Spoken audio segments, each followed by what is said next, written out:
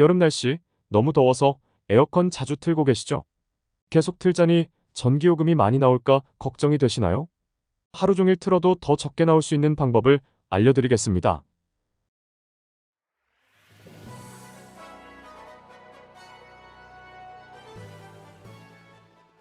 오늘도 반갑습니다. 요즘 뜨고 있는 최신 건강 정보를 알려주는 건강 뉴스입니다.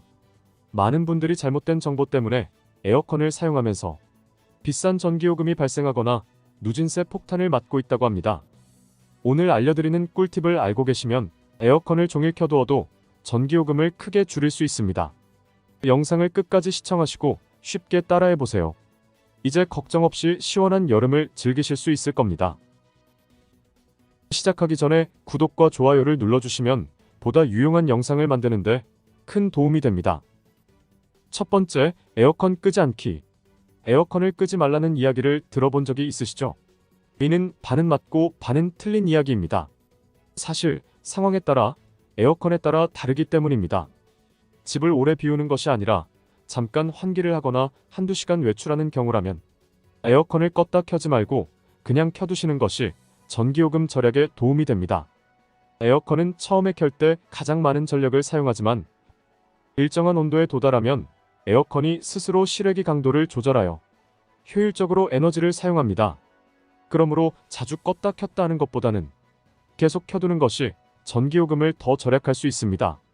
실제로 12시간 내내 에어컨을 틀어놓는 것이 같은 시간 동안 2시간 간격으로 껐다 켰다 하는 것보다 예상 전기요금이 약 35% 더 저렴하다고 합니다. 또한 전기세 절약을 위해 바람 세기를 약하게 조절할 필요는 없습니다. 전기세를 결정하는 것은 실외기의 작동 시간이며 바람 세기는 전기세에 큰 영향을 미치지 않습니다. 오히려 강한 바람으로 짧은 시간 내에 원하는 온도로 내려가는 것이 더 효율적입니다. 같은 이유로 제습 모드로 작동 시 전기요금이 더 적게 나온다는 말은 사실이 아닙니다. 에어컨 냉방의 원리가 동일하기 때문에 두 모드 간 전력 소모량은 큰 차이가 없습니다. 추가로 집안이 밖의 온도보다 높은 경우라면 에어컨을 켜기 전 환기를 먼저 해주시고 에어컨을 켜주면 전기 효율을 더 높일 수 있습니다.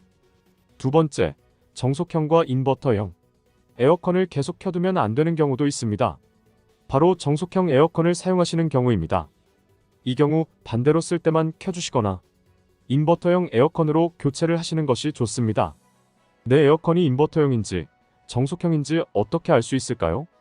1번, 에어컨 외관으로 알아보기. 에어컨 외관에 인버터라고 적혀 있다면 인버터 에어컨입니다. 2번, 생산연도로 알아보기. 2021년 기준 5년 이내 새로 산 에어컨이라면 인버터일 가능성이 높습니다. 2010년부터 거의 모든 신형 에어컨은 인버터로 생산되고 있습니다. 3번, 모델명으로 구분하기. 네이버에 모델명을 검색해 확인하실 수 있습니다. 4번, 에어컨 측면 스티커 확인하기. 에어컨 측면의 스티커를 보면 전격 능력이라는 항목이 나오는데 이 부분이 이렇게 전격, 중간, 최소로 나뉘는 경우 인버터형 에어컨임을 의미합니다. 반면 냉방 능력의 숫자와 단위만 딱 적혀 있고 구분이 없다면 정속형 에어컨입니다. 세 번째, 실외기 체크. 보통 실외기는 야외나 실외기실에 두고 사용하게 되면서 잘 신경 쓰지 않게 되는 경우가 많습니다. 하지만 에어컨의 전기요금은 실외기가 얼마나 작동했느냐에 따라 크게 영향을 받습니다. 실제로 에어컨의 전기 사용량 중 95% 이상이 실외기 작동 때문이라고 합니다. 예전 아파트는 실외기를 외측 선반에 두는 경우가 많았지만 신축 아파트는 실외기실이 따로 마련되는 경우가 많습니다. 만약 실외기가 외부에 노출되어 있다면 가림막을 설치하는 것만으로도 전기요금을 최대 10%까지 절약할 수 있다고 합니다. 실외기 위쪽에 차광막을 설치해 주시는 게 좋습니다. 실외기실이 따로 있는 경우에는 실외기실의 창문을 꼭 확인해 보셔야 합니다. 겨울에는 외풍이 들어오지 않도록 닫아두는 경우가 많지만 에어컨을 사용하는 여름에는 꼭 창문을 열어야 합니다. 가끔 깜빡하고 창문을 열지 않은 채로 에어컨을 사용하는 경우 실외기실 온도가 높아져서 불필요하게 많은 전력이 낭비될 수 있습니다. 에어컨을 가동하기 전에 반드시 실외기실의 문이 열려 있는지 체크해 보세요. 네 번째, 적정 온도 설정. 많은 분들이 필요 이상으로 낮은 온도로 에어컨을 사용합니다. 너무 낮은 온도를 설정하여 실내와 실외의 온도차가 5에서 6도를 넘게 되면 우리 몸은 급격한 온도 변화에 적응하기가 어려워져 면역력이 떨어지고 감염에 취약해질 수 있습니다. 그래서 너무 낮은 온도로 에어컨을 설정하는 것은 피해야 합니다. 에어컨의 적정 온도는 26도로 설정하는 것이 좋습니다.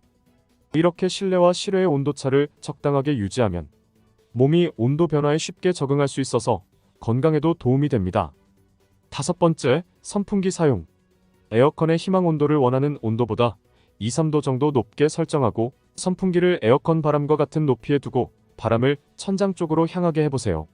이렇게 하면 대류 현상으로 인해 더운 공기는 위로 올라가고 선풍기보다 찬 공기는 아래로 이동하게 되어서 실내 공기가 2배가량 빠르게 시원해지는 효과가 있습니다. 이렇게 선풍기와 에어컨을 함께 사용하면 에어컨 하나만 사용하는 것보다 전기를 무려 10에서 14%가량 절약할 수 있다고 합니다. 거실이나 큰 방에서 에어컨을 사용하고 사람이 있는 곳까지 거리가 먼 경우에는 선풍기보다 좀 더 먼 거리까지 바람을 보내주는 서큘레이터를 사용하는 것도 좋습니다. 6번째, 필터 청소.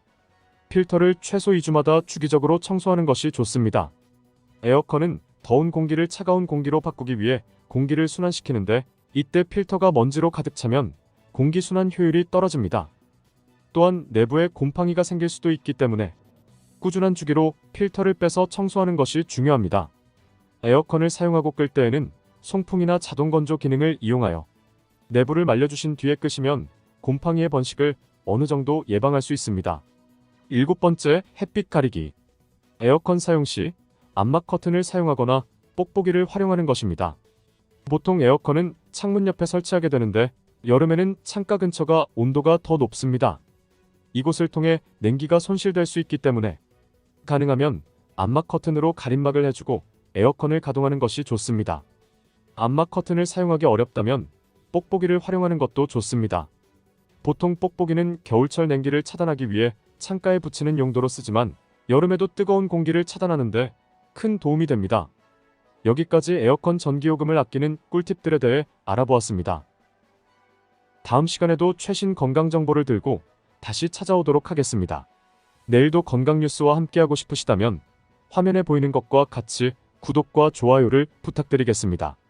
구독과 좋아요는 무료입니다. 시청해주셔서 감사합니다.